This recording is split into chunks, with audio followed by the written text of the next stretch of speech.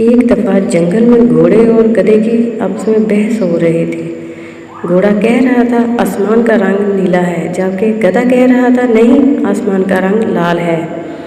کافی دیر بحث کرنے کے بعد دونوں نے فیصلہ کیا کہ ہم دونوں جنگل کے بادشاہ شیر کے پاس جاتے ہیں، جو جھوٹا ہوا اس کو سزا ملے گی۔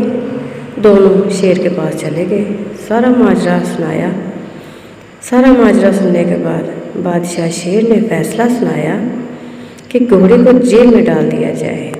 اس وقت گھوڑا بہت حیران ہوا اور حیرانی سے بادشاہ سے پوچھتا ہے، اے بادشاہ سلامت، میں سچا ہوں پھر بھی مجھے سزا؟